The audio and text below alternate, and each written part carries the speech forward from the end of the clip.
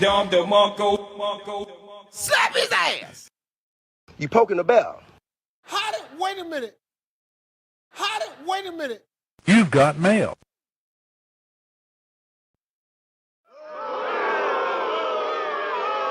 Gas Digital Network. Gas Digital Network.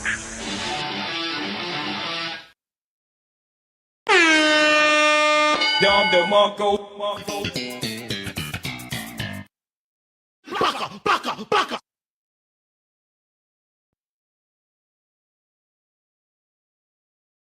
Blame Shannon.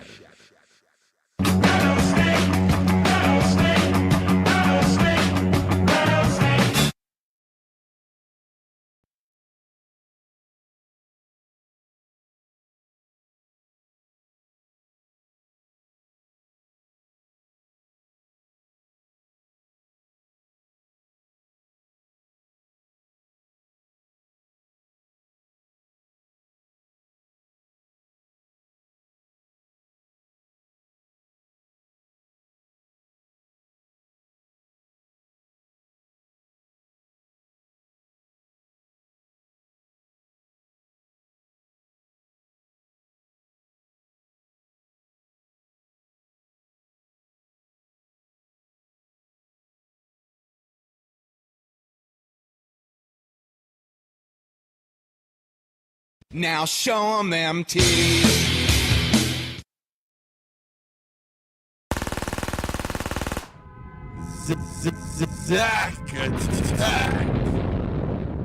Pew, pew.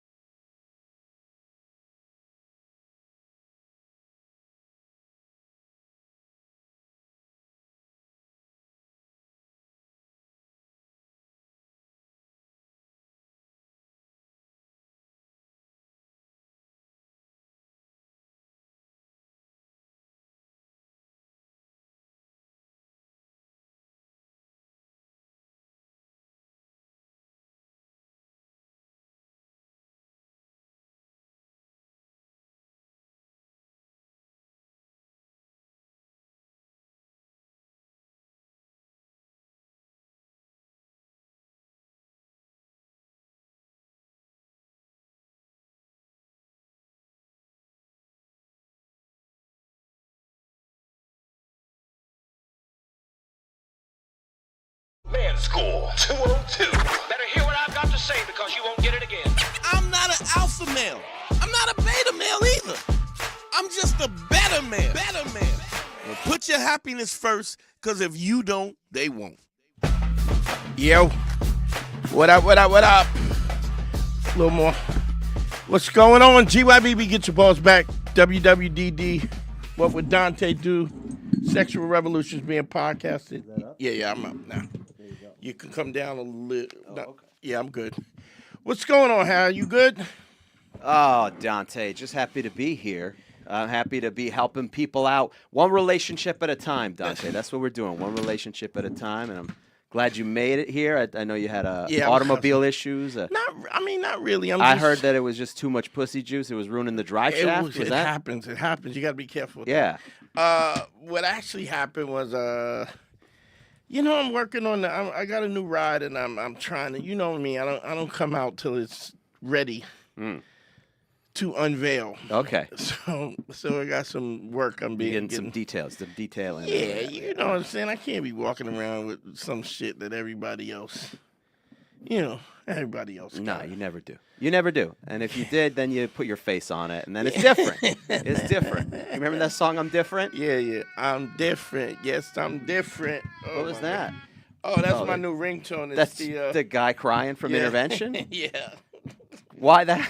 So you don't miss it? Why not? Okay, I guess you got to change it up. Why not? I thought Domino was playing drops in the booth. I thought he was making some executive decisions in there. Let's do this. Big shouts to Domino in the building. Hey, you already know. There we go. That's what I'm talking about. How you doing, Dom? Everything good? Yeah, everything's good.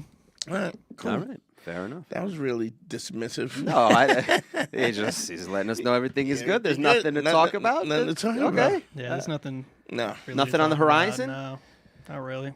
Dom Boy Summer's not happening? What's going on here? No Dom Boy Summer? It's been a slow damn summer. apps. Oh, what's going on with the apps? You're not meeting? Dry summer.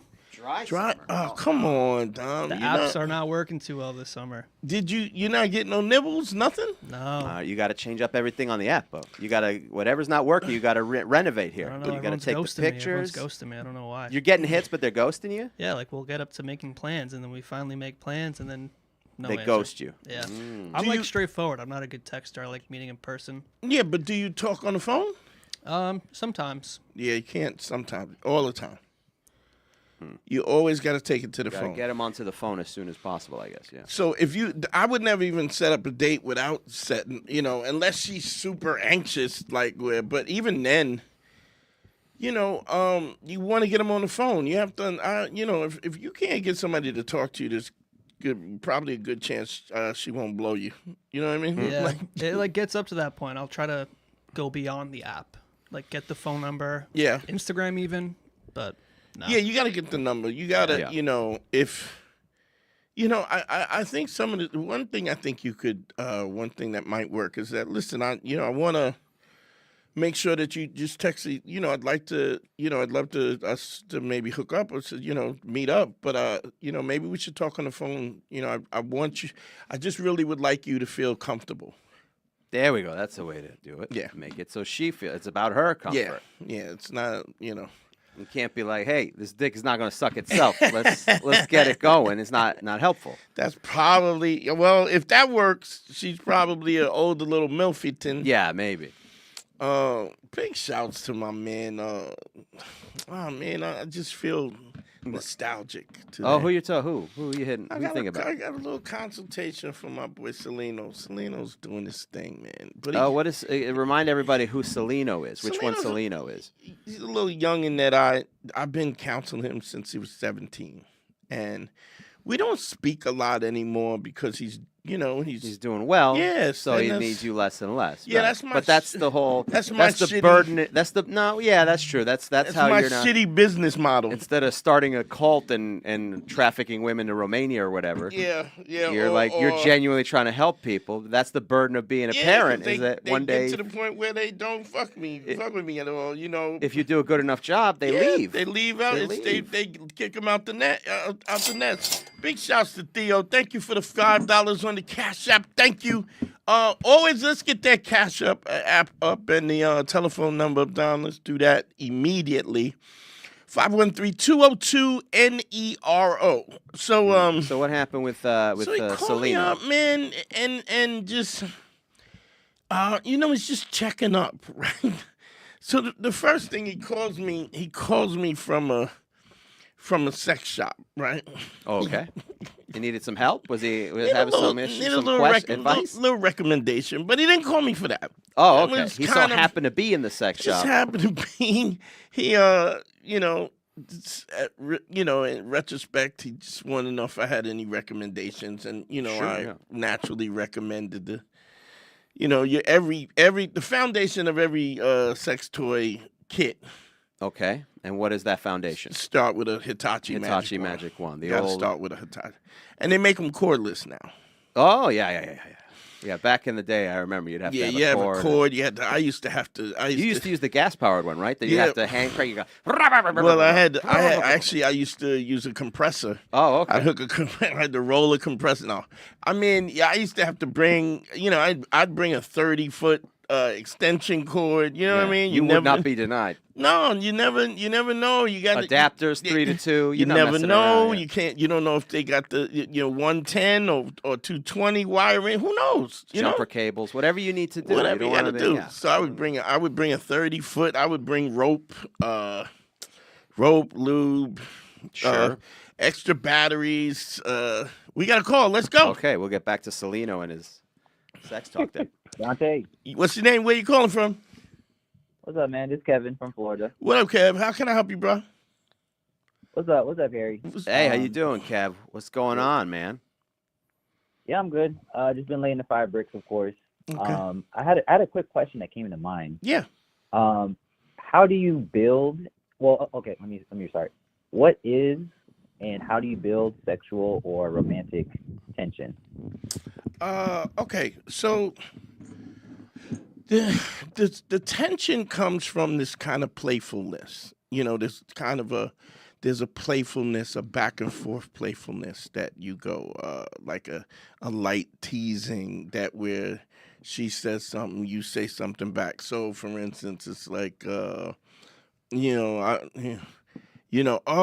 love the way that feels. I bet you do. Like these little kind of double entendre sexual innuendos, but you already gotta be in a situation where that's already a comfortable position. You know what I mean? But it's kind of this kind of joking, playful kind of thing that happens back and forth, and you also gotta. You can't really play it safe. I mean, you can always apologize if something has gone too far, and the only way you're gonna know if you've gone too far is if somebody's offended. You know what I mean? And you can always back up. But if you're in a situation, and this is interesting. I almost want to throw this to Harry because Harry has always been more cautious than he has been aggressive. And so what you have is a situation where I tend to be a lot more aggressive because I don't care if I lose. Yeah. Like I'm not playing. I'm interested, and if I'm interested, I'm gonna make it clear that I'm interested. You know, you can go out on a date with somebody. You can, she'll know that you're interested in stuff. But if you're not saying it, if you're not overtly saying that you're interested, do you understand what I'm saying? Then she'll act like she didn't know. Right. Yeah. She'll never make it easy for you. Yeah, I most just of thought the we time. were- It happens, but it's rare. Yeah, and if it happens, you getting, it's going down. Yeah. Because women don't like they don't want to. They don't want to get rejected. Right, exactly. Flat out. They don't want to get rejected, and so they don't want to make the first move. And they're also not accustomed to being rejected because we're already always pursuing. So I think the first thing is to be very open and honest about your interests.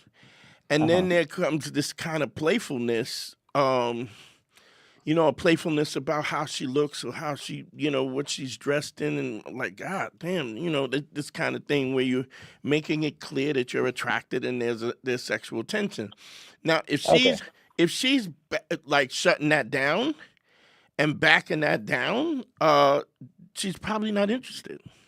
Yeah. You but know? you're saying this on a date? On a date. Yeah. Yeah. Well, for me on a date, I mean, I used to be, when I first started with everything, I was always very cautious. Yeah. But it got to the point where when I was on the date, I could be a little more free because you've got kind of not necessarily a green light, but there's she's interested. Here's what you have to make sure you do. The big mistake I would do all the time is I was always half in on what it. Sometimes I would go on dates that I didn't know for sure if it was a date because I never had the nerve to pull early on. Yeah. I wouldn't pull the trigger because I didn't want to get rejected or I didn't want somehow to offend her by asking her out. Whatever. Yeah. So it was always like, hey, let's go hang out. But I never said, hey, I'd like to take you out to dinner on a date. Yeah. Which once you have that, there's a little more playfulness that you can have because you've already indicated you have romantic interest. Yeah. But plus, the thing we talked about was the physical touch, a non-sexual physical touch. From the start, which is, touching shoulders a little bit, touching hands, holding hands. There's also like when you meet for the date, I would always give a hug. I would always lead off with a hug. Always going with a hug. Always going with a hug.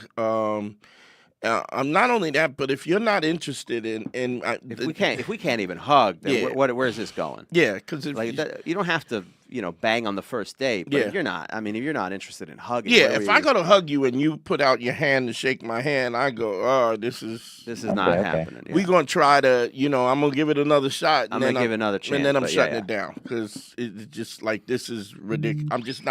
I'm just not going to waste my time. On something that's not going to bear fruit. You know? But the reason that you do that, the reason that you do the non-sexual touching is because, as Dante explained, at the end of the night, if you go in for a kiss and you haven't done any kind of touching, that's very awkward. Yeah. It's from 0 to 60. But if you're doing little bits here and there, and if she's comfortable, you do a little more. You get signs of indication that she's interested or she becomes a little more comfortable. So that's not as scary or daunting for either of you. Right. That's the one aspect of it for sure. Okay, so it's like playful flirting. Yeah, it's playful flirting, but it starts in non-sexual touching, and then as we talk about time travel, which it just hit me want to consultate. I mean, it's a little more extensive how to do that, but there's a technique called time traveling where you take to multiple venues. You go to multiple locations on the same date because it feels like multiple dates, even though it's the same night, and as opposed to spending 4 hours in the same spot. Yeah, it feels like a longer night, whereas going that's to several also hard locations, That's also hard to keep it interesting. Like if you change venues, it's easier to be more interesting. There's new surroundings. There's other things to talk about, so on and so forth. But you hit me on a DanteNero.com, and it is an advanced technique. But you got to learn. Hit me on a consultation, DanteNero.com. Click on consult, and I'll tell you that. But the banter and making it clear that she's attractive and that you find her attractive. Yeah, you don't have to be ashamed to show that you're attractive. That took me a long time to learn because in my head I was so worried. I was so worried about her not thinking I was a creep or had sinister intentions. But I'm not the guy who has, which is ironic because I don't have any sinister intentions. Yeah. Right. So here I am, and the people who do have those sinister intentions, they're not. Yeah, they're not putting on any. They're going governors. in. They're going all in. They show up with their white van with no windows. No windows. You know what I'm saying? It just is what it is. But it's like the nice guys always are worried about all the things that they're not in the first place. So there's that. It's also you have to kind of do it enough that you understand how far it is to push. I mean, like I remember it was a young lady who came out. She kept calling and coming out to shows and stuff, and it was like, oh, you smell amazing, and like, you look good, and and then she was like, I was like, you keep coming out, hanging out with me, you and I gonna have we gonna be on we gonna head to the Bahamas. And she immediately was like, no, my friend really she pawned me off on a friend. I don't know I think her friend was kind of interested, but she kind of pawned me off on a friend, and I took that immediately like she wasn't interested, and then I just stopped. But I also, I would lay her, I would set her up for. Like if she wanted to hang out, I would VIP her this, that, hook up her friends. And the minute So she was coming to see you. she was, I realized later on when you look at, I remember, I was following her on Instagram. She kind of just went out with dudes and kind of went to different events all the time. And I feel like she kind of used dudes in general. And then she would bring her friends. So she was like the connect person. Like she was, really outgoing, and she knew a lot of people, but she'd hook her friends up. Yeah, she'd have her friends out with, come out here, come in. She was always the organizer. And it's like, yeah, I'm not, I have intentions, and if you don't have the same intentions, I'm not mad at you, but I'm not going to continue. So I just placating this nonsense. Yeah. And then I stopped, when you text me, hey, what you doing? I go, oh, I'm here. Yeah. Call them up and get tickets, So you change that, make it clear. But she clearly, I hit. She let me know she wasn't interested, and that's fine. I'd rather do that. This way I don't waste time. I mean, I actually ended up dating her friend, but that's neither here nor there. You know what I mean? That had nothing to do. But she was definitely giving a vibe, not giving a vibe, but she was just making herself available to me, and I cracked. And then she was like, nah, and then I was like, all right. Cool.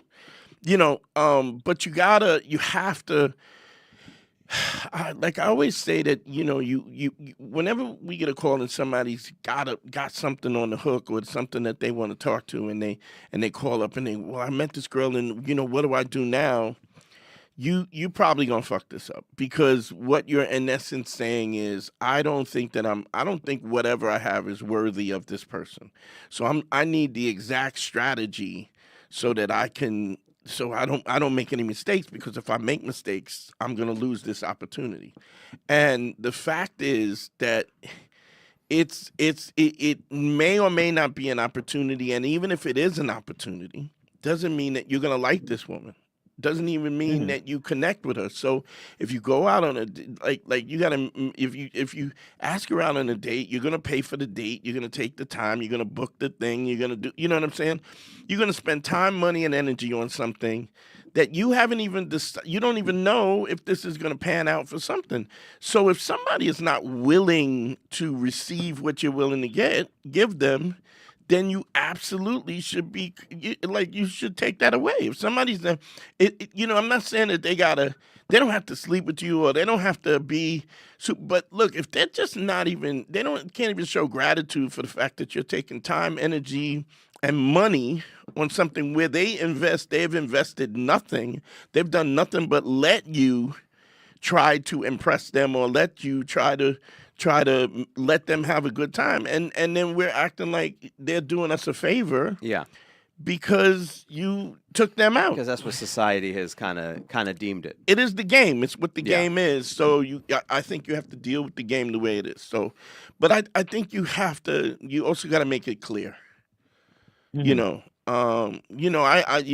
It's if you. This is why getting them on the phone is really important. We were just talking to Dom about that. Getting them on. So if you're on the phone and you go, I just saw your picture and I just thought you were really attractive. I was like, wow. And then so now it's like, hey, I'm not trying to feed you because you're hungry. There's an intention. I'm making it clear. And then once then it should be the non-sexual touching. Hug, oh, it's good to meet you, blah, blah, blah, blah. Now let's see. Now you're on the first floor and you're going, okay, now let me see if I like you. And I think what happens, we don't do that. We go, well, she has a vagina and she's attractive. She qualifies. And the reality is, yes, she may, until she takes your social security number and then does insurance fraud, or until you know what I'm saying? Like there's well, we do anything and everything because they have something we're after. Yeah. physically and emotionally, and they just don't have to because they have a little more choice. And if you don't even know if because we're the pursuers. What you think they have, you don't even know if you want that.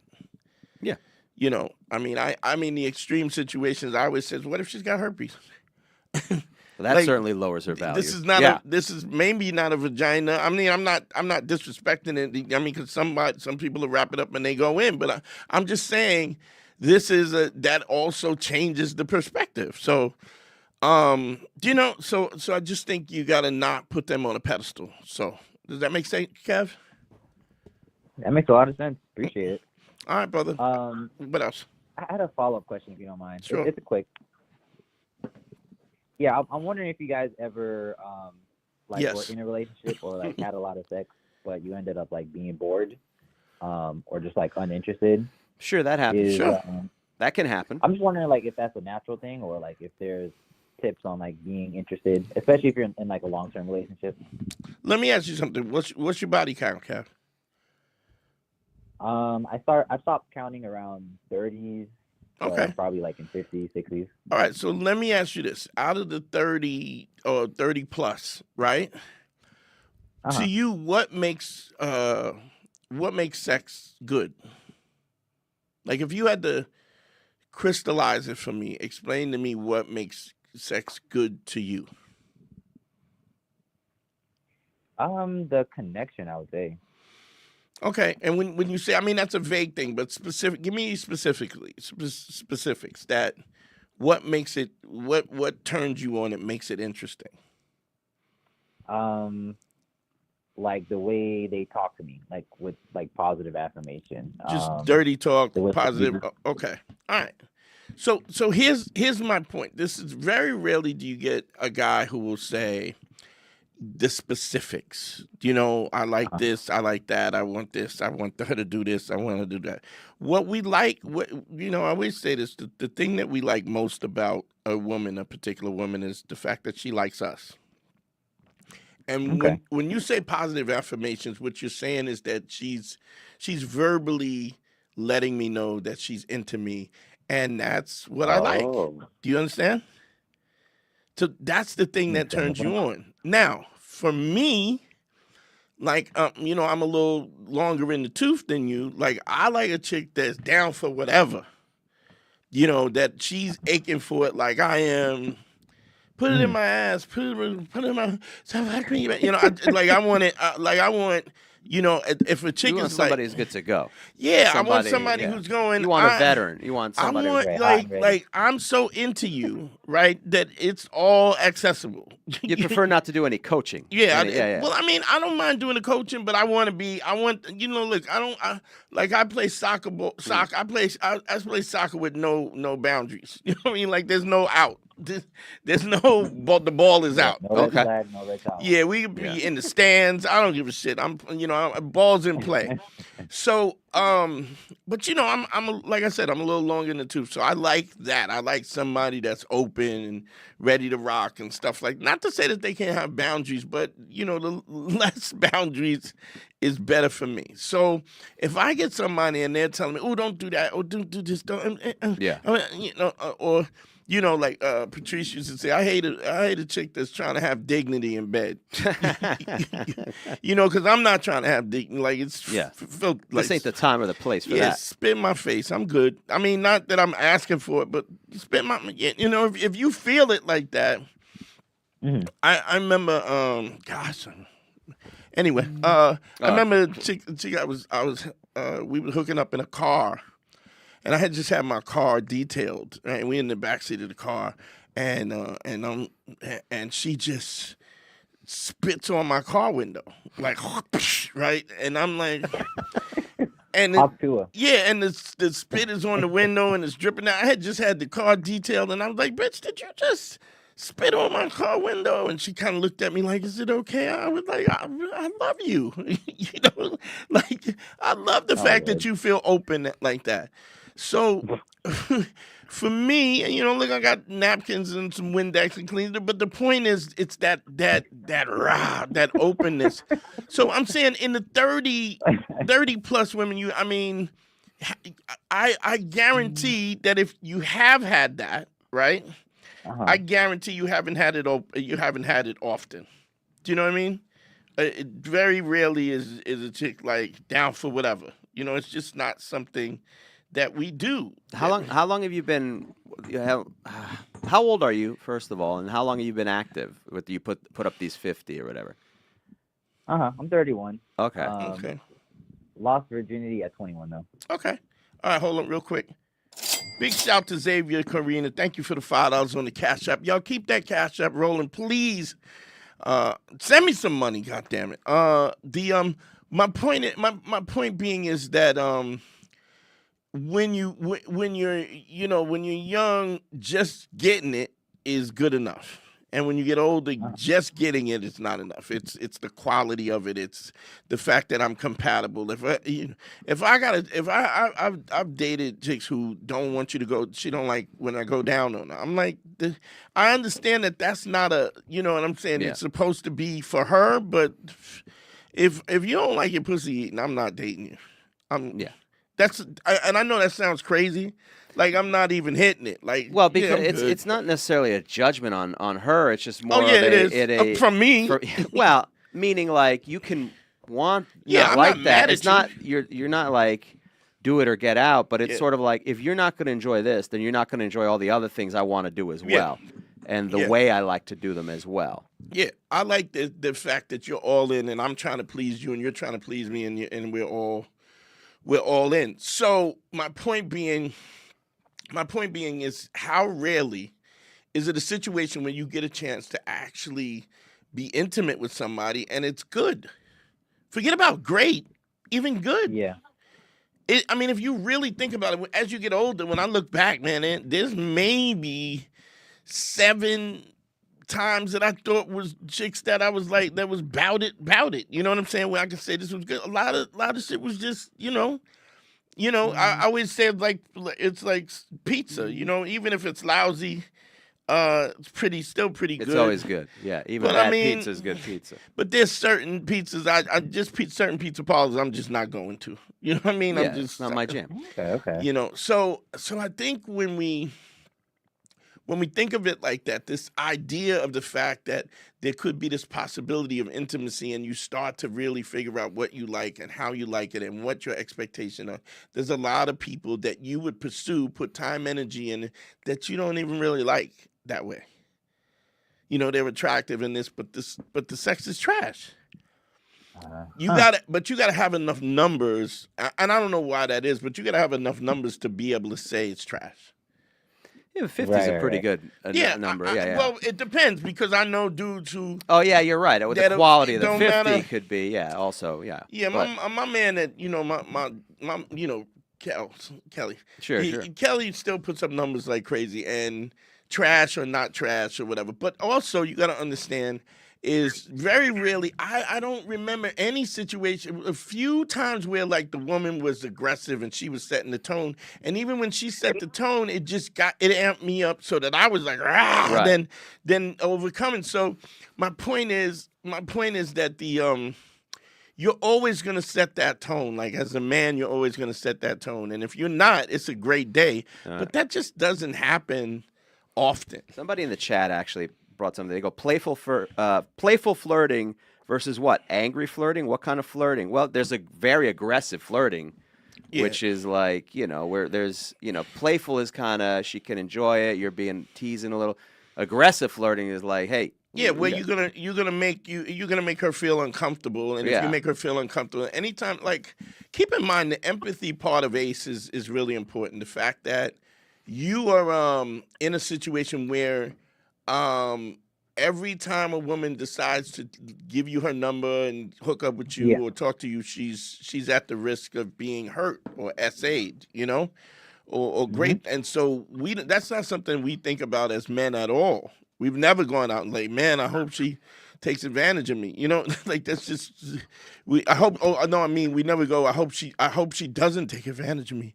Here's my number, Harry. I'll call you when I get, like, that's just not something that we're looking at, We don't have to worry about that. Yeah. It's not a situation that's paramount to us. Right. As men. So because of that, there's a different dichotomy that you have to take into consideration. So my point being is, it is a matter of the fact that the assumption that if somebody is letting you get a little slice, then it's they're doing you a favor, and what happens is they're really not.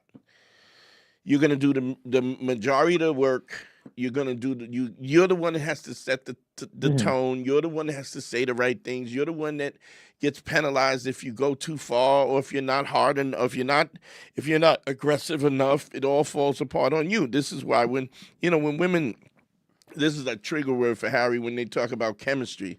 Oh, It's just Yeah. this idea. We have to create the chemistry. There is no such. There's no natural chemistry. It's Yeah. we got to create it. You got to be in the right place at the right time. If you dated the same guy 4 or 5 times, you wouldn't have chemistry every time. It's nonsense. It's also the same thing with soulmates. It's nonsense. You have to create all that, and you have to maintain all that. Yeah. The guy has to, for the most part. Yeah. I mean, the fact that she's capable of receiving you in a desirable way is that's what we like. We like what if I mean, I've said this all the time. The thing that we as men we find most attractive about women is their taste in men. Is the fact that they like us. When they like us, we like them back.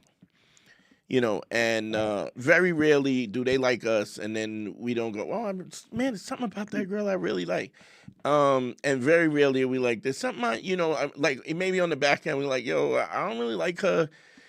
She's too aggressive, she's too insecure. But that's way down the road. You know what I mean? Initially, we trying to smash and trying to, we're caught up in the newness of it. Okay? That makes sense? Sounds good. Yeah, appreciate it, man. Definitely a good college course right here. All right, brother. Appreciate you. Thanks, buddy. I'm glad we can help. Yeah. But get the number up, Dom. Also, like what you said was, go ahead. No, I'm just saying, some people commenting and adding different things. One person, I think, Curb Your Slide. I've had a Muslim girl I was talking to tell me she couldn't even hug until marriage. Yeah. Well, then that's not. I just do the old. That's not going to work for me, brother.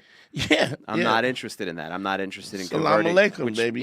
You got to almost ask like, well, why did you ask me if I was Muslim before we went out? Yeah. Because I would have told you, nah. Yeah, I mean, and that's I respect the fact that's where fine. she is, but you got to make really clear understanding about I'm not. And we can cancel that order of chicken wings. Yeah, I get That ain't happening. I get that that's how you get down. I get that this is important to you, but I'm not doing that. And if you are doing it, that's fine. And just it's you got to understand it's also no hard feelings. Like she gets to have a preference about how she wants to get this down, how she wants this to go down, but you do too. And you don't have to put up with her preference. You can't force her beyond what she's comfortable with, but you can also go, "Hey, I'm good. I'm good on this." Yeah. So there's that. Oh yeah, so it's funny because we're talking about this because it was like I was saying to my boy, my little Selena. dude. I was just, first of all, it was like, yo, I had this, talking to this chick, and she, like he was trying to get at her, right? And she really wasn't responding, and he tried to set up a date with her, and she said yes, and then she flaked on him like maybe twice. She flaked on him, and then he was just like, all right, cool. He just stopped pursuing, right? Sure. So he just recently ran into her, and it just makes me so proud because he's able to. What did he do? What did he say? So she sees. Yeah, we got a call. Let's go. All right, we'll get back to Selena. What's your name? Where you calling? What you calling about? And where you calling from? My name is Julian. Hey, Julian, what's happening, bro? How can I help you? Hey, how you doing? First, I want to say I've been listening to you for years, man, since Black Phillip, Beige Phillip. Dope. Both of you guys, I love you guys. You guys Thank you, help man. me Thanks, Julian. with, Appreciate you. Appreciate my it. relationship. I've been in a relationship for 5 years. I probably would have lasted this long if it wasn't for you guys. Boy. I appreciate that. How can I help you, bro? So, like I said, I've been in a relationship for 5 years now with my girl, and she kind of mentioned she's interested in girls, and she wanted to experiment with a threesome. Yeah. She said that last year, and she told me she wanted to me to find a girl, but I'm like, I don't want to get, hemmed up with that. Yeah. But but she's kind of cooled off on that topic. How can I bring that subject back up so we could, You really have a can't. threesome? You can't really. You really can't. You can. You look. Well, I mean, the only way you could do it is she points out some Yeah. girl is cute on the street or some girl on TV. You go, is that the kind of girl you would want to? I remember you were talking about that threesome. Does she do that? Does she point out women that she finds attractive? Yeah, she'll do that from time to time. Like her biggest thing is she kind of want a girl who looks like her. Like it's like she's like, I want to just know what it's like to be with a girl like me. I'm like, well, that's kind of self-centered. Now, has she ever been with Has she ever been with a girl before? Yeah, she has in the past. Yeah. Okay, where like how? I mean, did y'all ever discuss how far she went or what? What? Well, yeah, like when we first dated, she was kind of like just kind of messing around, just having fun with a girl. She said the furthest she ever went was like a girl just kind of going down on her. She never went down on a girl. Okay. She just, I mean, that's still pretty far. But that's a lot more than kissing a girl for shots at a bar. Yeah, that's but it's also a situation where she's passive in it and given the opportunity to like if she had to be the shot caller, it probably wouldn't have happened. Do you know what I mean? Right. Like if she if get the an girl didn't do it right. Yeah, you get a girl that's aggressive, and even though she's pretty, she's femme, and she's aggressive, and she's like, oh, okay, that's very different than her going, I'm into girls. I kind of get an idea that the fact that she's not really, that this is not something that she's pursued or whatever. Is probably she's just not for it. How often did she bring it up in the past? Was it something she'd bring up a lot or just a very little? Once or twice? She's brought it up in the past maybe like 4 or 5 times, to the point where it was like, because I was kind of nervous, so I just didn't say anything, but then she kept bringing it up to the point where I'm like, all right, there's something to this. Like, you must really be into girls. Because she was bringing it up to me. I didn't say anything. If she's about bringing it up, but even women do that all the time. They bring it up, and then they don't have the ability. They're not going to pull a trigger. But that's why she's asking him to set it up. You think, or you think that it's? I think I would wait till she compliments somebody. Is that what you like? What you trying to and then have kind of do a plate. We're just talking about playful flirting. Oh, you dirty. You want to eat that pussy, huh? And like that kind of thing where you're playfully talking about, and then you go into a real conversation. Then you're trying to feel out where she's at on this. If she's just like, I want a really pretty girl to eat me out, then that ain't, what I'm saying? That ain't really. Yeah. No, I mean, and also you could ask like, hey, is this something you're really? You could flat out ask her, is this something you're really? I know you brought her up in the past. Is this something you're really into? Really serious about? Or it's just like it's a passing thing. And if she goes, I think I want to do it, then you got to, if she says you got to set it up, then you got to set it up. Yeah. And there's websites and stuff you can do now to do that. It's not like the old days. Yeah. You had to go into a bar and find a stranger. Hey, my girl thinks you're beautiful, which is actually really wasn't that hard. I mean, I pulled that off. My girl really thinks you're attractive. Your girl, really? Come over, and you just, you can always do that and kind of see where they're at on that and bring them up, bring them together, and then you can. That's a really good way to bridge that. But, the problem is if you're setting it up, you're always at risk for being, because understand something, whatever. Her logic and her what she's putting her name on is fine at the moment. And I'm not saying she's lying, but I'm saying when her emotions change about this, then it could change really. You can make a left turn really quick. Let me ask you this then, Dante. Like, how do you assess if somebody's in a situation where their girl brings it up? Yeah. How do you assess whether she's serious or not? Whether it is. Ask okay. her. Like you said, just ask.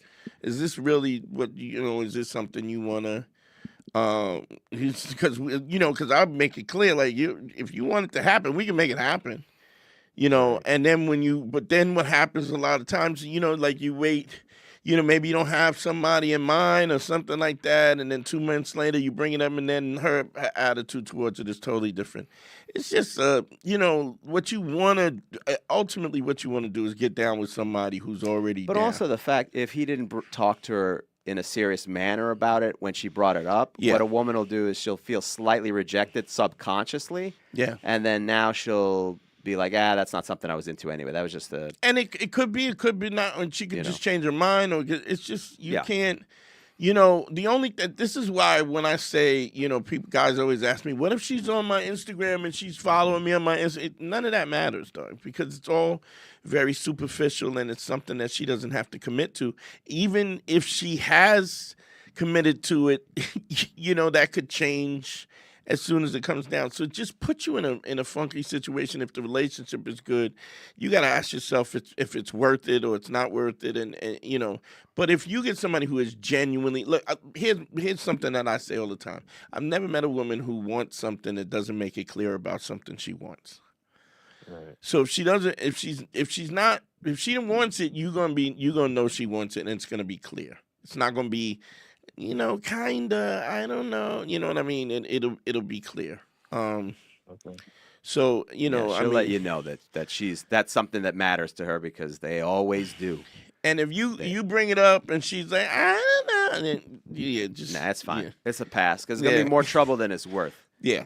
Yeah, because you're the one that's gonna get blamed for this, even though she brought it up in the first place. Right. If she can't handle it emotionally, or she's, and then you'll be paying for that for the rest of your life. It's just, right. Okay. That actually kind of lead me. If I could ask one more question, quick question. Sure. So you kind of led me right into my next point. So she is like very overly emotional sometimes, and we're supposed to get married soon. Is there any way, like, any small tips you would give me just to be able to, maintain the marriage and maintain our relationship, just so I don't lose myself? And you got to be really clear. You got to be really clear. Okay. And it's funny because I could flip this to Harry, because Harry is, the importance of just being very clear about what you're going to tolerate and what you're not going to tolerate. So sure, without a doubt, because you have to assess those things in the moment. Yeah. And you seem like a dude who's doing the work of reflecting and wondering if you bear some responsibility in this. But when you don't, you just have to. I mean, it's as harsh as putting your foot down. Like, I'm not talking about that anymore. Mm-hmm. And then when she brings it up, I said, I'm not talking about that. And then she does it again. You go, so we're done then. Yeah. We're done now, because I told you we're not talking about this. You're going to break up? Absolutely.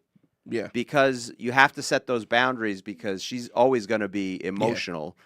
Given the stakes that that's what her nature has been. And you said she is exceptionally emotional. You're saying that, meaning the history of your relationship, she's been emotional, so that's her natural go-to. But you have to shut down the things that are unnecessary. And that means cutting a U-turn and we're going home. Yeah. Wedding, no wedding, I don't care. We're going canceling plans. Vacation. And I'll tell you this, when I cancel plans if we do a couples thing, if in the history of my relationships, when I've had things like, we get into a big fight. If I'm running late, I just text, hey, man, sorry we're running late. Couples fight to my bro. They understand. Or if we're not coming, sorry, guys, we're not coming. Couples fight. I'm not food poisoning, nothing. I'm not. Because I'm not going to lie about it. Yeah. Yeah. And the other thing is, they don't like that, because then it's like, oh, they know. Why do you have to tell? Yeah, well there's consequences to why do you have to act do? like that? The other thing is, this kind of anonymity, the fact that she can be acting like a jerk off, and it's okay that she's and then you got to go and put a facade together it's just not going to be a good situation. Because you're going to harbor the stuff that you're harboring, and you're going to have to bite your tongue and not say what you, and then you're in a place where and then the minute you leave, right? Then you're back in the car with the same bullshit all over again, because you resent her, but you really resent yourself for putting up with the bullshit in the first place. So and if you turn around and shut it down, then she knows you're clear, and there's a clear understanding about what you will tolerate. And so this goes back to the thing, I don't know if you've ever heard me, you said you've been listening for a long time, but I say relationships are really easy. Know what your non-negotiables are, and then never negotiate them.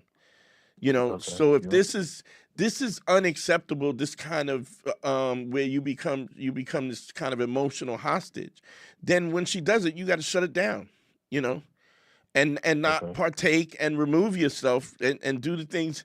There's a consequence in not being available to that. Now, I'm not saying you can't do that and then you be the guy who is emotional too. Like, you can't be this fuckboy too where you're getting emotional. You got to be stable. And, you know, because then if there's a contradiction in that, if you all in your feelings, right, about something, and then you look like a hypocrite, and then you have no credibility, you know. Okay. Right. And it's funny because even, you know, because Harry and I talk all the time. Harry is verbally, he's on it. Yeah. Like, he'd be like, listen, we're going to shut it down. But then sometimes he will give wiggle room in the action. Yeah, which I have gotten better at, but it's still a problem because you have to have consequences. Because what happens is I have a bad habit of respecting people's voices and opinions. Yeah, yeah. And which is a nice thing to do, except when you're in a relationship, sometimes that gets taken advantage of. Sure. So where you're arguing something, you go, wait a minute, I thought you just remember, like, didn't I say we're not talking about? Holy shit, you got me looped into this thing again, and I have to go, I said we're not talking about this. We're done. That's it. Yeah. So we're just not going to, no, we're not. And then not even saying it is the thing. Because if you say it, it's like you've already allowed it. It's literally not talking about it. Yeah. Or removing we're done. Or removing yourself from it so that it's see, because saying it is one thing. If you're saying it, you already allowed it. Right, yeah. So the first time you say it is, okay, let's be clear, this is where we're at. But after that, there needs to be this defined action that is in compliance with what what words you said. Otherwise, then you have no credibility. Okay? Okay. So if you're already saying that she's emotional, you probably have a problem already. Yeah, but I'm pretty emotionally stable, so I don't let it get to me. It's just, it's just not just the fact that she thinks she could pull it is a problem. Do you understand what I'm saying? The fact that this is you need to work on that. Because what's going to happen what you're saying is you can handle it at the level it is now, but just understand that if you're allowing it to get at this level, it's like containing a forest fire. Yeah. You don't want to let it get to the point where it's unmanageable and it you got to put it out. You got to put it out early and quick. And even if you see smoke or cinders, you need to wet the ground down. You need to be out, especially if you're talking about getting married and you're putting, like this is you want this. This is the person that you're choosing to live the rest of your life with. And if you allow this, what you're saying you're ultimately saying that this behavior is acceptable. You can't do that. Which is also ironic because she wants you to take control and do this. She doesn't realize it or subconsciously, but they respect you more for doing it. And they don't respect you when the irony is they don't respect you when you don't do it. When you don't do it, and it doesn't even help them. Yeah. Because then you become the guy that she's a man eater and you just another guy who she punked. And she doesn't respect you. Like, it's great because this is what I talk about is like when I talk about guys being liars, right? And, when I say they're liars, the thing that they think I mean is cheating and lying and stealing and stuff like that.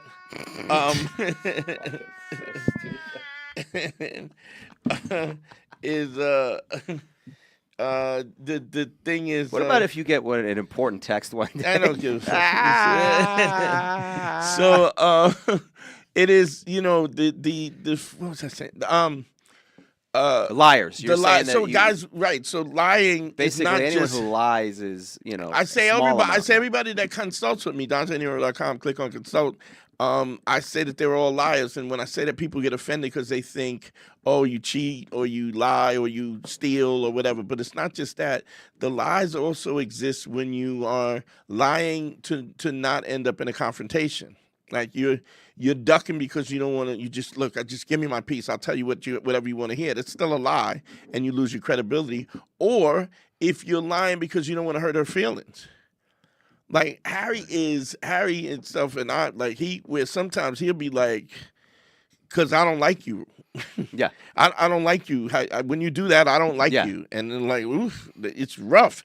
But I've had to say to my girl, I love you, but I don't love this, this, this, and this. Yeah, yeah. And you don't miss And- me? Absolutely not. I don't miss you. Like he's really honest about that. You know? I'll say. I mean, I've had discussion with my girl where I go. She goes, "Did you miss me?" I go, "You haven't been gone long enough. I love you.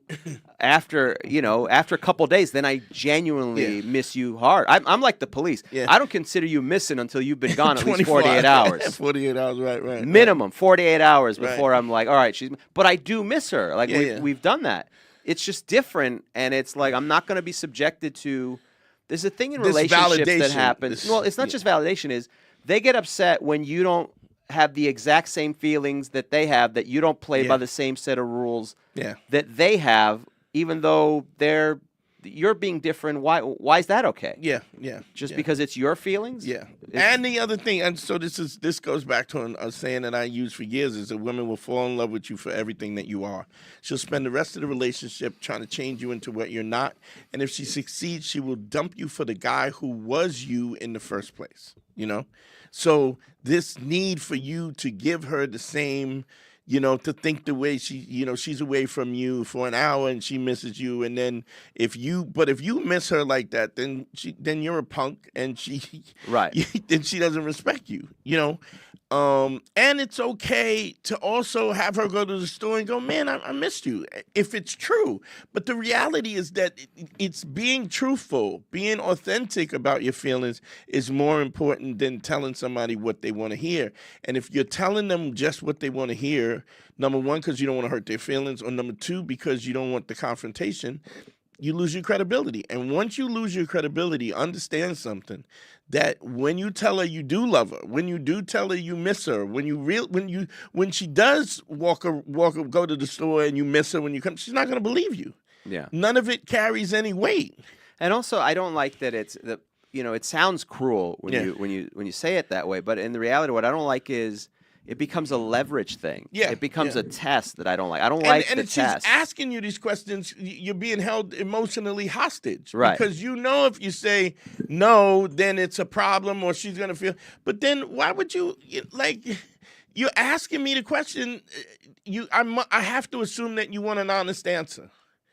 And if you don't want an honest answer, then don't ask me, because I'm going to give you an honest answer even if you don't want it. I've had my girl stop herself in the middle of asking questions. That's when you know you're on point. Yeah. She goes, you know what? Never mind, because you're going to tell me. Yeah. I've had girls I've dated say to me, I really want to ask you this question, but I'm not sure if I'm ready to hear the answer. You're not ready. And then I go, well, you let me know when you're ready. When you're ready to hear the But truth. I'll tell you this, whenever my girl tries something on or something, she'll ask me my opinion about it. Like, what do you think about this? Like, does this make me look okay? Yeah. Because she trusts me. She trusts you. That I will say, like, yeah, that's not flattering you the way it should be. That other thing, the other dress is much better. You just don't want somebody to treat you like an emotional tampon, where you just get to, like you become this validation. If they, that's what social media is for, to do these empty validations and stuff. And you want to be this beacon of authenticity in their life. And so they can trust you. Without that, they can't trust you. You feel what I'm saying? So you want to. The simple fact that you're saying she's emotional means that there's stuff that you let her get away with. Are you guys engaged already? Yeah, we're engaged. Okay. Do you set a date?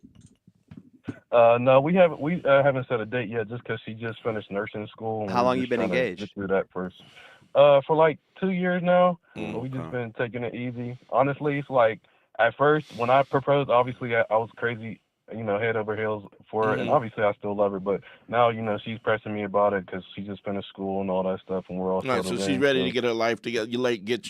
She's really ready to get her life together. Right. You just are a puzzle piece in that, which is something that you got to be clear that, look, I'm not going to be this emotional punching bag because you ready to do this is. Yeah. You got to understand that this is going to be a collaboration, and there's things that I want out of it. Like, one of the things that I say, absolutely, if you're a guy who expects sex, right, don't even get if you got to say that verbally. Listen, I want you to understand, we get married, and we're gonna make this commitment, but I expect you to fuck me for the rest of my life. you know, I'm not saying if you're sick or if you're hurt or whatever, or you're whatever the fuck. not an animal. I don't think I'm not gonna be a savage, but understand something that if you stop fucking me, I'm gonna fuck somebody else. I want this relationship to be sexually active. Yeah. Yeah. Right. Because I can't tell you how many times I've done consultations, and if you honestly, if you get ready to marry, you should book a consult because there's a lot. You want to make sure you get all of these things squared away before the marriage happens. And because you can have them squared away, and they still go left. Right. You know, there's never any guarantee, but at least you have to get it out in the open because then you find out. You could find out things that you don't like. Yeah. Beforehand, or realize that okay, she's not gonna compromise on these things. Okay, then maybe we shouldn't. Yeah, move forward. And as soon as somebody says, "I ain't doing it. This is who I am. You're not going to change me," then you have to make a decision whether or not the relationship is important enough for you to continue it. Because once they verbally say this is, then they don't even have to verbally say it really. Like if you told somebody what you like or something that's unacceptable or non-negotiable and they do it again, it's time to get out of the relationship. But if somebody verbally says, I'm not going to change, right? You need to make a decision right then or in the very near future that am I okay with this person being the way they are right now for the rest of my life? And if you're not, get out. Don't wait till it gets so where you resent each other and this, and just go, look, this probably not going to work. Because this is not okay. And I think a lot of times women want the wedding, but they don't want the marriage. And they want fidelity, but they don't, they don't want to suck dick. They don't want to, like all this stuff that you going in that your assumption is that this is going to continue doesn't have to continue. It can be whatever you want it to be, but you have to mold and guide that. It's like, you're the quarterback, you're the coach of it. You dictate the nature of the relationship because if not, then she dictates it, but ends up being unhappy with the results of it because it's based on complex emotions. Yeah. Based on biology. Yeah. Yeah, it is what it is. So thanks a lot, bro. Thanks for calling, man. Thank you. Appreciate it. All right. Oh, and book that because I always say before you jump the broom, do a consultation because there's things that you need to square away immediately before that. Anytime you make this commitment, because what'll happen is you get caught up in the suds and the bubbles and the lights, the strobe lights, and you're not really thinking about long term these things that are important to you. And I would say that to women as well. Like if you're a woman and you're listening, you need to be clear about what your expectations, and you need to, as adults, you need to have this conversation. Put that number up in the Cash App. We have a super chat here that had a question. Sure. On the Man School 202 page. By the way, if you're watching on the Godfrey in Godfrey We Trust channel, go over to Man School 202, subscribe because Dante does extra consultations on that, or extra lives. Yeah. We drop an edited episode every, I think, Monday or so, and then that's where we're putting up the extra content. And if you really like the show, go over to patreon.com/manschool202. That's where we do a whole nother exclusive episode, and we put up old episodes, a lot of bonus content. So that's the way to support the show. Mr. Slideaway donated $5, and he said, Dante, when laying the 5 bricks, are you supposed to approach the women right away, or can you wait for the proper moment to approach? Once you've decided what the compliment is, and it's an honest, non-sexual compliment, then you should go. There's something that I that question is, it's such a loaded question because if he's hesitant about it, right, that denotes that there's a level of fear. There's a level of apprehension to do it because he's trying to figure out. See, like if you don't give a fuck, you just go and do it. If you're asking what's the right time, that means you're ultimately. And when I say fear, like me and Harry talk about this all the time. And when I say fear, a lot of times he goes, well, it's not really fear. And we go back and forth, but it's fear. And I don't mean that fear in terms of where I'm trying to emasculate you. But fear comes in a lot of ways in terms of what how it manifests itself. What I'm not saying is that you're afraid because of this or that or that. What I'm saying, whatever you're afraid of, even if you could be afraid of how you come off. Sure. You know, you don't want to come off as a creep because you have a specific self-image and you don't want to come off as somebody who you're not. That is still fear to do that. So, but here's one thing. Whenever there's apprehension, that denotes that there's a hesitation denotes that there's fear. Now, here's something that I've said this 100 times, and this is something that you have to understand. Fear exists between when the opportunity is presented and how long it takes you to access that opportunity, right? So soon as you see the woman and you're gonna approach her, right? The longer you take to approach her, right? The more unlikely you are to approach her. Like, so once you've recognized that this is an opportunity and then you hold back, what's the right time? The fear meter starts going up. It gets higher and higher and higher and higher until the fear becomes so high at such a high level that you literally are frozen in time because of the fear, and then you don't even take action. So it's always better to access it. As soon as you come up with it, you come up with the compliment, just let it go. This way you don't have time to build a fear. We got another call. Let's go. What's your name? Where you calling from? Hey, what's going on? This is Alex from San Antonio, Texas. What's up, Alex? What's going on? How can I help you, bro? Okay, so I got a question. So I don't know if it's a coincidence or some kind of like irony, but it seems like whenever I'm trying to get my shit in order or like, just trying to like better myself, yeah, it seems like I can't have both. Like I can't have like, new girls coming in or like some sort of laying the 5 bricks. It just seems like it has to do one or the other. What do you mean? So I don't know career, bettering your life? Like you can't have a relationship? Yeah, and what's up here? So like check this out. So like if I'm trying to apply for a new job, get my resume in order. Yeah. Like the phone is dry. Like trying to better myself, I'm hitting the gym, the phone is dry. Yeah.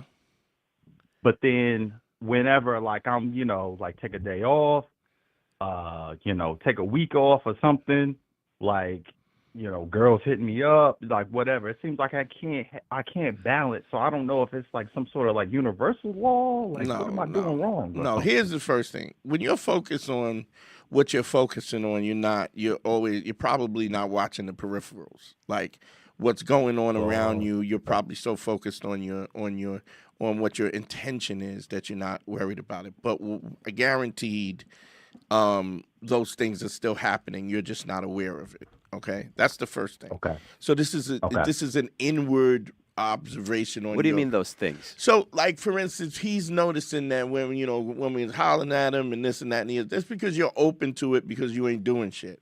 First of all, there's no reason why you should ever not be doing shit to better yourself. You should always be working on that anyway.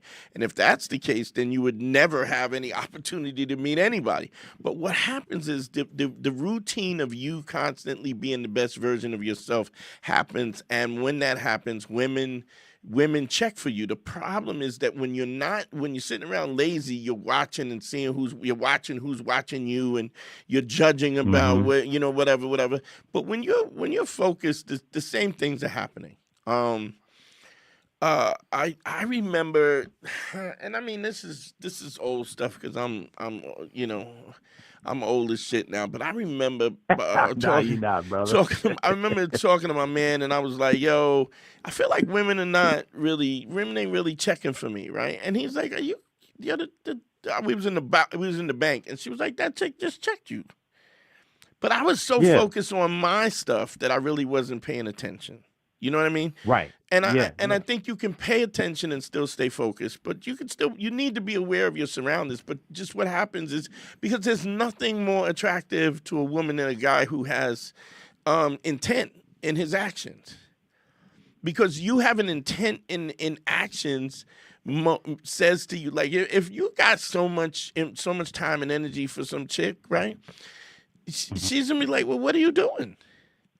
Like, why are you so available? You ain't doing shit. Yeah. You know? So, Okay. but you do make yourself, because you ain't got shit going on. Now you're thirsty, so you're watching everything, and I'm hitting the apps. I'm doing so you're putting more time into something that you're putting more time into something that you really, you probably shouldn't be putting the time in. So it's really you more than anything else. And if you big shouts to Brian Lorenzo. Thank you for the $5. I appreciate you, bro. Thanks for the cash app. Y'all love y'all. So this is all internal stuff. And to be honest, a lot of times it's all like, understand something, that you have control over your life. I know it seems like you don't, but you do. The way people perceive you, how you move forward, the progression in which you make your life better, the caliber of women that you talk to, who you're with, your relationship. And when you're diligent and intentful about your actions, it all falls into place. And look, this seems like a thing where you're very focused on it seems more like a good problem to have, in the sense that a lot of guys get, distracted when the chicks come around or pursuing that. You seem very focused. So you may have to make it a effort and implement it into your routine. Yeah. Meaning, like, for all the other work you do, you go to the gym every day, you may have to go, all right, 1 hour a day, I'm going to go through these texts or whatever, these apps, and just take a moment to at least chat with somebody or message somebody back. Yeah. Yeah. And that, that maybe if that matters to you, and you're like, you want to have it all. If you're objectively trying to do it, but if you're laying the 5 bricks, right? Now, when you're busy and you're laying the 5 bricks, you're telling me you don't get no nibbles, no bites when you're doing it? Because if you're not, then you're not doing it right.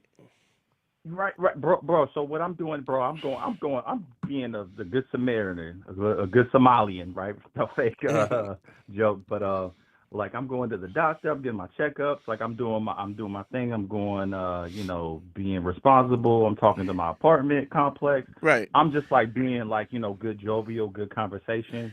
But it seems like when I'm like on my stuff, like as far as like trying to like look at like IT certifications, jobs. Yeah, but you like should be regular, doing that anyway. like, You should be doing that anyway. And Right. and what happens is, there's never a situation when you're doing the things that you're doing and there's not opportunities, because women can tell when you're about your shit. I mean, what you're saying, kind of what you're describing, sounds like you're just so focused on getting your stuff done that you are missing out on you're ignoring missing out on the cues. on it's stuff. FOMO. No, it's not FOMO. It's not so much FOMO. Okay. It's you're not paying What's attention. FOMO? FOMO's fear of missing out. Oh, okay. So, like, if you don't go to a party, you go to a party only because you don't want to miss out. Or You don't wanna do it. But you should be social. You should be social, but part of you making yourself, who you need to be. Part of that is actually, changing. Is going out and being social, and those things are just as important. And if you're laying the 5 bricks and you're not, book a session, DanteandHarry.com. Click on consult, because if you're not getting any clicks on that, I don't know how long you've been doing it. I don't know if you're doing it right. I don't know if you're escalating the levels of it or whatever. If you're not getting, there's no anybody who is consulted with me and they're going through the process of that. Nobody is having a problem with the roster. Okay. And even dudes who I've counseled with before, when they call me up and they're, I'm having a rough time. Yeah, are you laying the 5 bricks? No. Okay. So, like, it is what it is, Gotcha. All right, brother. I appreciate you. My man, hey, thanks y'all, man. Love the show, man. Harry, shout out to you. Thank Hey, you. man. Dante, much love always. just here to try to help out, man. Having a tough time keeping these alligators down. Yeah. So, you just open your bag. Do you have Pure in there? Do I have pure what? Pure. Lube? Yeah. No, what? Oh, okay, because the bottle looks familiar. No, it's I don't know what it would be, but it's not lube. No, I don't have lube these days in my to-go bag here. What is it that reminded you of pure? What color was it? A black bottle. With the, No, it's hairspray or whatever. Okay. Yeah. Cool. That is No. I know that bottle. No, if I was carrying around pure, you'll know what I'm singing when I have a holster. I have like an ankle holster with the pure in it, ready to go at any point. No, I don't have pure. There was one time you asked me to. When we used to record in your house. You asked me, "Hey, can you get that thing from my room? We go up there, and I went up to your room, and you had some lube or something on the floor that I You almost tore my slid out the ACL. window. Bro, I did one of these. It was like so slippery. Like, oh Jesus.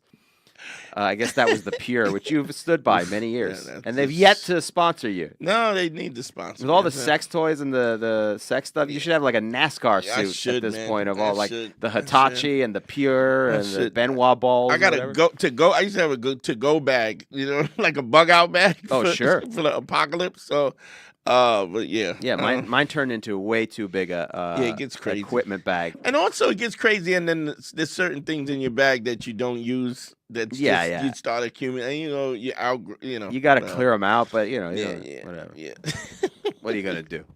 Anyway, Dom was just saying that Domino was telling me about his bag. His to-go bag. Yeah, he's got a duffel bag now. Listen, one day you'll get a hockey bag. It'll be, and then you'll just go, "What am I doing?" One day you're gonna have one of those U-Haul trailers on the back. Just pull up, right? Just pull up with a Pure sticker on the side. We have some shit. There you go. That's what I'm talking about. Nice. Nice. Dropping the catchphrase. Perfect time. Building. I guess we got more chats if we want to. You got super chats, somebody curb your side. Curb your slide. Sorry. Wrote, I'm in my late 20s and I feel like my problem is I always find a problem and break things off around 2 months in. I'm always the one doing the leaving, and I feel like I might be unreasonably picky. What's your advice for this fella? It sounds like he knows him. I mean, I don't know him like he knows him. Right. Are you being unreasonably picky? I mean, you have to reflect on those relationships or those, whatever, and ask yourself, are you being unreasonably picky, or is it a, do you have a lot of options where you can do that? Yeah, I'm wondering. I'm also wondering if you know that this 2 months and you shut it down, why are you limiting yourself to one person until you really found somebody that you find interesting? So instead of do like women do, have a roster. Keep it light and lively and keep it kosher and have some options, and then this way maybe that's part of it. Maybe he's going in where, I guess the way he words this, I feel like I always find thing I break things off around 2 months in, and I'm always the one doing the leaving. So 2 months in, I would assume that when you say break things off, it means a relationship. So you might be diving in too deep too quick, that you get bored. That's definitely that statement denotes that you're jumping in too quick. And so maybe the best thing is like Dante is saying. Yeah, keep it light. You have a roster. Yeah. Where then you can figure out, when you have that, you learn things. You will learn, like by comparison, the things you like and don't like. Yeah. At the same time, as opposed to having to figure out one person. Yeah. And so that would be the way out of that. Would be to say, because if you don't, there's a situation where you got to really figure out what you like. And if in 2 months is where you started, I don't like this. But if you keep it light and lively, you keep it moving, then you'll find your body and your mind and your emotional state will kind of gravitate towards somebody. I remember, when Harry was had a roster, it was just some people that he just didn't really, he thought it was necessary for him to be with all of them, but then I was I wasn't full on relationships with all of them. No, but I'm saying we knew that you had to maintain, and there was some of them that you just didn't. Yeah, really... there were some women whose company I didn't enjoy as much as others. Yeah. Some women I just only wanted to have a sexual relationship with, and that's all we limited it to. Yeah. And Yeah. some women we tried to hang out, and I'm like, we have nothing. There's no banter. She's uninteresting. It's not fun. And that didn't mean they weren't nice or that they It's were not just for you. one for me. And that happens for them. The difference is women will let you know immediately if there's no chemistry. You right away. They won't waste their time. So, or they'll waste their time and keep you around until they're hungry or because we ain't got nothing else to do, and you be the break glass dude. That's why when somebody's not responding to you and whatever, you remove yourself from it. Phone lines are up, 513-202-NERO. Numbers up. Cash App is up. Please send me some money. Don't forget the Patreon, Man School 202, and the consultations, DanteandHarry.com. Click on consult, or if you want Harry, go to advicefromharry@gmail.com. Also, hey, I might as well plug this while we're plugging things. I have a new show that I'm doing on my YouTube channel. And it's also on TikTok, Instagram, whatever, where I do it live. It's Harry Has ADHD. It's a new sort of podcast I'm doing solo, and every week I try to cure ADHD, and I get distracted, and I never get around to it, but it's a lot of fun, and it's come and hang out with me for an hour. Whatever mental illness you have, because you all have something, come and hang out with me. Harry has ADHD. Harry has ADHD. Come have ADHD with me. Yeah. Yeah. So I was saying that my little shorty was calling me, and he was like, he was at the, and we talked about the Hitachi magic wand, but he was talking about a young lady he had kind of not swung with, but he had hit on, and she kind of was like, she was just like blowing him off and not really taking him serious, so he cut her off. And then he recently ran into her, and she was like, hey, what's up? How you been? Blah, blah, blah. And he was like, oh, it's good to see you. Like he was kind and cordial. He was nice and polite. Yeah. And then she was like, oh, I'll see you around. And he was like, yeah, probably not. And the minute he said probably not, it clicked something in her where she started pursuing. Well, I just, you're right. She could text him back. Well, I guess you're right. Such and such and such. And he was like, I'm just not interested in wasting my time. Yeah. And she was like, well, yeah, you said you didn't want to hang out. And da. So now she's engaging him. Yeah. About something that she didn't really want in the first place. And this is kind of. So she was just not engaging with him. She was half-assing it. And then the second he was honest. He was honest, and then also made his value known. Yeah. Then all of a sudden she saw him as more valuable. Yeah. And then when he doubled down, he had even more value. Yeah. And then now she's chasing him. Consistently engaging him. Does he want her? Big shout out to Lisa D. McClendon. Thank you for the $5, darling. You're the best. I love my fans, man. They're so dope. Thank you, Lisa. The thing is that so I think he was. But one of the things that I think is a problem that always becomes a problem is the ego.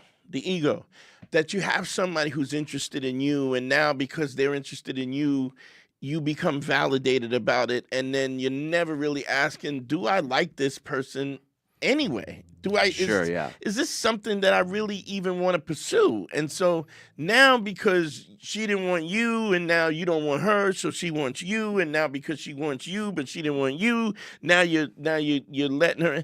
And I was just really proud of him because he kind of recognized the whole ego aspect of it. And he asked, you gotta be. This is when I talk about authenticity and being honest. It's being honest about whether this is somebody you really even like. He goes, look, we hung out a few times, we talked. We don't really have nothing in common. It's just not real. She's not really great to talk to. I'm not really. She's pretty, but the fact that she's she's a pretty girl who has options. She figures she could just blow me off and stuff. And he's just really, but he didn't just cut her off. It wasn't like you did it to me, and so I'm doing it back to you. No, he genuinely. He goes, I'm just not interested. It doesn't do anything for me. Yeah, like she's pretty, but she's whack, and she's not really interested. She's got no hobbies. She doesn't. This is not even what I want. And then, but just to confirm that, to be in a situation where you're able to not let emotion have a seat at the table, to understand that you are clearly not interested in this, not because you're caught up into, well, she didn't like me, so I don't like her, and now that she likes me, and maybe I should pursue, because that's I suspect that the only reason why she was interested in him was because he was honest about the fact that he wasn't. And she's like, well, we'll catch up another time, and he goes, probably not. Yeah, I'm not. And that threw her off, way off. Oh, she was like, wait, what? Like, so, and then it instantly created because this is a weird thing. When people have low self-esteem, what they do is what's that old saying? This is a club that I would never want to join any club that would have me as a member. Yeah, and so now because people don't want you, you want them more.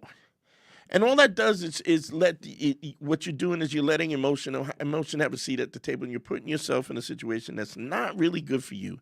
It ultimately is not going to pan out the way you want. And now you're caught up into who didn't like you, your rejection, instead of being caught up instead of being really honest with yourself. Well, this is just not somebody. And I'm not saying she's a bad person or anything like that, but it literally becomes a situation where you go, yeah, I don't really like you that much.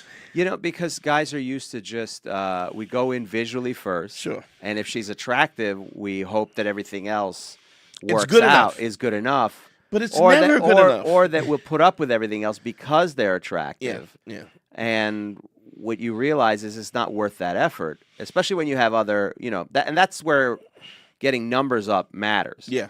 Because you can't make that decision unless you have options. Right, which is what women get to do. Yeah. Right? So now a guy who has numbers gets to go, you know what? Do I want the Porsche or do I want the Ferrari? Do I want either? Yeah. Is it worth it? Because I've drove the Porsche. It's kind of a hassle to get this thing. Oh, I don't want to get it. I absolutely. Here's the crazy thing is I do not like I've driven a Lamborghini. It's not comfortable. It's not fun. I'm not really a guy who's like heavy in the speed. It's not comfortable. It's kind of like where are you going to do that speed? Where and are you driving? And you can't if you, especially in New York with potholes and stuff like that. Yeah. It just is not something that I particularly. It's just not my thing. Yeah.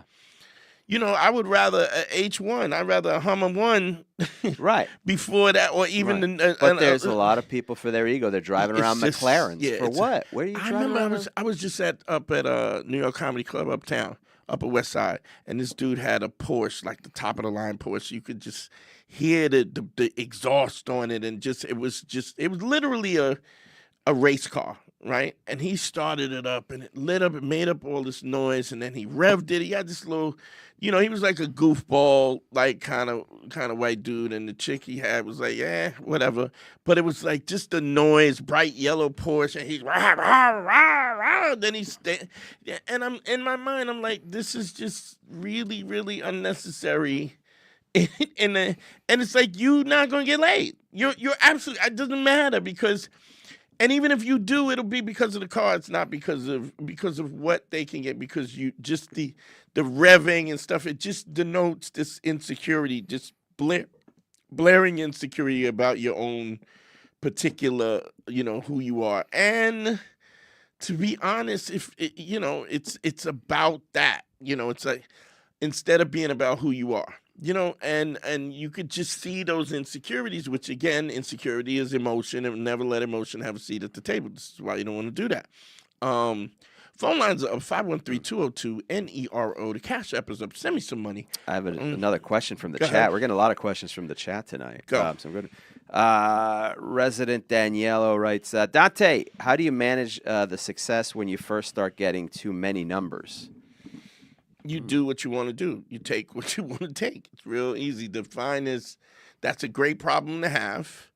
What happens is when you are getting a lot of numbers, then it's very easy to eliminate the people. You start being more selective. Yeah. You also find out what you like. So I use this data now. I always tell this story. I remember that I was scooping up this chick up at the club, and I go, she's from Oklahoma or Ohio, some one of the O's, and I was like, she was like, well, where are we going? I go, we're going to my crib to hang out, and she was like, all right, bet. Where you live? Brooklyn. She goes, do you know Jay-Z? And I was like, yeah, I'm gonna drop you off at the hotel. I remember this story. She's from Michigan. Yeah, I don't know why I remember that. Right. I was but like, she was from Michigan. You gotta go home. She said, why? I want to hang out with you. I want to spend the night. I'm like, nah, I'm good.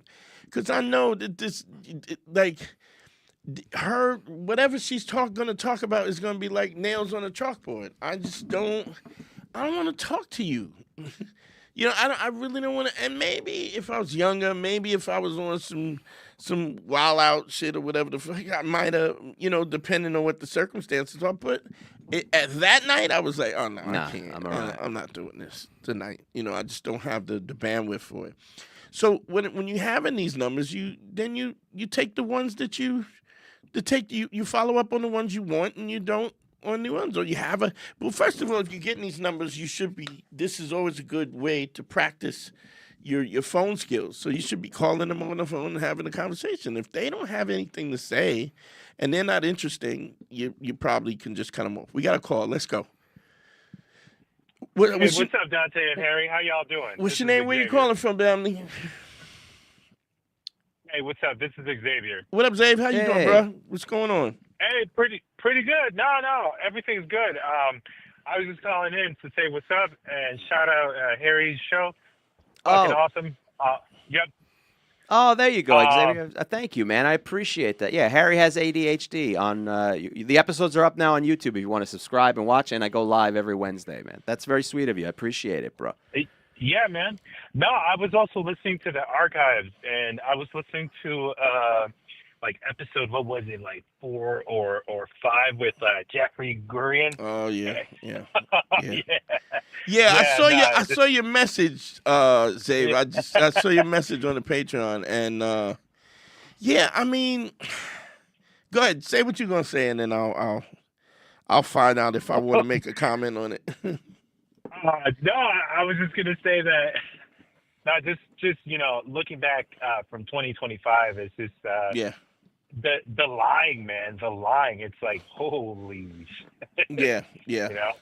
Yeah. And to be honest, him coming on, like he kind of went under my radar because Patrice kind of co-signed him, and You used to have him on with Patrice a lot. Yeah, Patrice used to have him on, and they would have it. But I also realizing sometimes like certain situations, Patrice was more susceptible to in terms of people that could sell him a bill of goods. Where I always had a lot of respect for him. So the fact that he thought he was cool, kind of bought a bought him some time. Yeah, bought him a pass, and then I didn't really. I mean, we didn't have him on a lot. We had him on a couple times, but it was very early on. Two or three times. I mean, he was good to fill in. He would be very willing to fill in. So if we had a lot of fall throughs, he would come through. But there was a private conversation where that came to a stop between me and Dante. Yeah, and it was just like, this is whack. And then it was then it's funny because we kind of stopped bringing him on before that, and then we know, big shout to Lainey Spicer. Lainey is a manager of a lot of porn stars, and a lot, any of the porn stars. Excuse me, adult entertainers, please. Porn stars. Please. Blowjob chicks. Oh, boy. And we even stopped bringing them on because we just couldn't like that. Well, that was more of a thing of we're very selective with who we interview. And it's sometimes interviewing adult film stars is like pulling teeth because it's always the same interview, which is like dumb. You're like, well, how'd you get into business? Well, I like money and I like fucking, so I started fucking for money. And, it's just. And that's no shade against Lainey. She's fantastic. No, I mean that's just the business. But we still have but we will take the ones who have an interesting story to tell. I know that we always have Sarah J. who's fantastic. I would absolutely have her. I mean, we've got to get her back on. Actually, but intellectually vapid, chicks, most of them, just personality, just vapid hoes. Like the fuck are you talking about? Yeah. I believe I had a couple issues with some guests that in general we had when we had one guest that was doing horoscopes, and I just was like, yeah, I'm out. I mean, it was a nice enough kid or whatever, but I was like, I was just quiet for that episode. You guys, you're all right? Like, I'm fine. I have nothing to add to this. I don't buy into it. I don't believe it. Yeah. Same thing with psychics. We don't have psychics on anymore. I think we did that once for a favor for somebody, but Mercury Gatorade. Mercury Gatorade. Yeah, that's I just, there's something to the numbers. Yeah, that's nice. You guys can enjoy it if this is what we're doing, but I'm not co-signing on it. I'm not going to pretend that somebody can do cold readings. Yeah, I also, we started curating the fans because we want to give you a product that is helpful to you. This is a self-help situation, and me talking to some chick that did a 50 guy gangbang, and I'm just not. I'm good on that. Unless she organized it herself, then I want to know the background of the. You want to know the logistics? Yeah. I want to know how did you get everyone in one place? Yeah. Because I would do these pieces. I would do these pieces at Exotica where I would go there on my own to interview. Just to get some stuff, footage.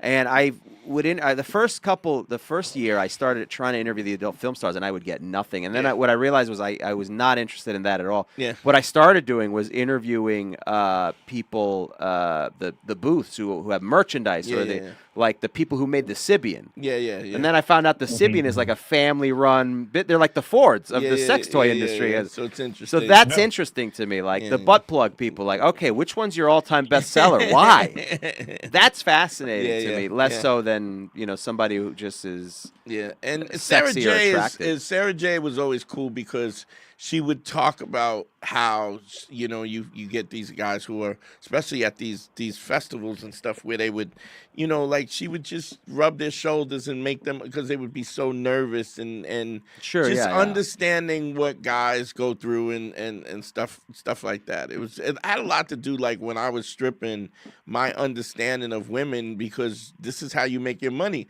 So if you can't really get an understanding or beat on what women find attractive, you don't make any money, So you have to understand that. This was really where, I learned so much from that, because my product was me, and I was marketing me to women, for, adult entertainment perspective. And but understanding attractiveness. But in general, what happened was like a big shout to Laney. Laney was like, where he used to call up her and go, "Oh, who you got in town?" And then I'll drive him around, but he was just real creepy and trying to, and then it's funny because how Patrice co-signed him for you. Yeah.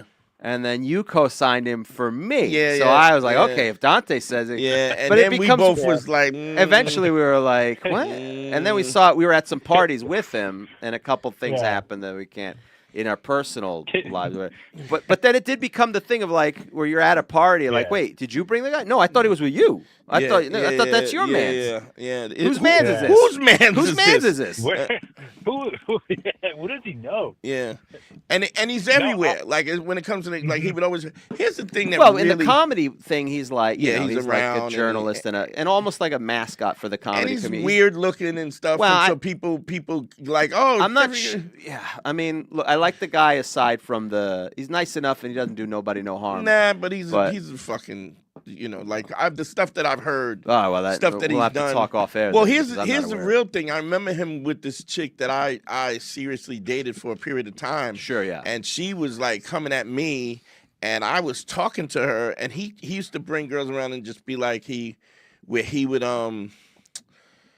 he would be like, like he would claim her, right? And she was coming at me. Like, you remember we went. No, I know exactly who you're talking about.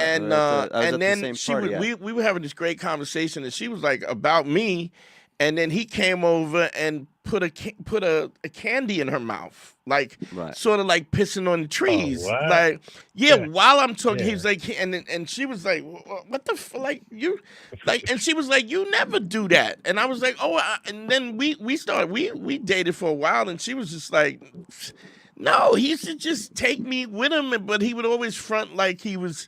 I just felt like he felt threatened by me, so he was like trying to piss on the trees and Leo, this is mine. And she was like, hell no, never. And then I found out all of the stories and all of the things, like he, just creepy. Like, he had a massage table and then he massaged him and then creeped up. Like, it just was real creepy.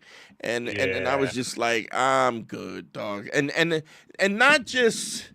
it was creepy where girls was like, a couple times girls had called somebody, yo, can you get me he won't let me out the car and shit like that. Oh boy. Okay, so that I wasn't aware of. That I wasn't aware of. Yeah, so I was like, so we're not having him back on? Never. Oh, okay. Never. Let me just type that in here. I honestly don't even talk to him. Let me make a note. Yeah, I don't even talk to him. I go, yo, if I see him, it's a nod and I keep moving, but so it was interesting. Yeah, but you know what? That goes back to that saying that you say, where it's like, what doesn't come out in the wash comes out in the rinse. Yeah, absolutely. Yeah.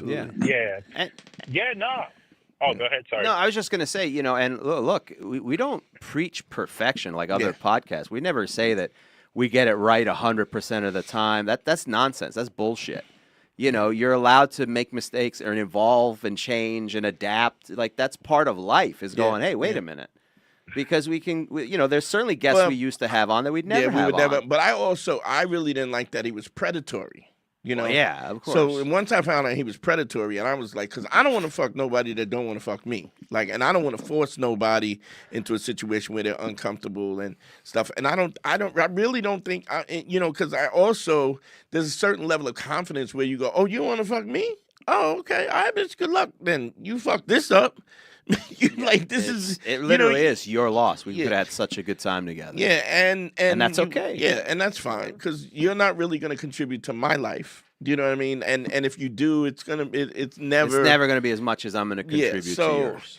But just you learn, you live and learn, and then you go, But I also, you got to have the empathy for women to the degree that somebody this predatory kind of thing is just it's like creepy to me. Like it's just really comes from a level of insecurity and demeaning women at a level where they're objects, and it's just also one of the reasons why I'm not, why I'm an atheist. That's the whole, because there's a whole thing that you're trash shit going on with. Well, everything in the Bible always ends up with a woman suffering somehow. Oh, yeah. Either to blame or suffering as the consequence. Because it's always like, I giveth the initial sin. Yeah, with that and just in general. I giveth of my wife. Yeah. Like, I sacrifice my wife and daughters. Yeah. So thou dost not take me. Please haveth all the holes you would like. And then you watch Christian apologists kind of justify. What was the one story, just to give a specific? Because we just talked about this yesterday, but So there's I don't know if do you read the Bible at all, dude? Like Xavier, do you? When I was little, yeah. But all right. Well, there's a story about David and Bathsheba, right? Yeah. And it's. I'm sorry, I didn't know you had to look it up. I thought you. No, it's. I keep it in a nice file. So you have a whole file. Because I always get these arguments. So what happens is the most people that are Christians don't read the Bible, and then when they read the Bible, what it says. Oh, it's awful. It's what it actually says. They try to tell you, you're reading it wrong, right?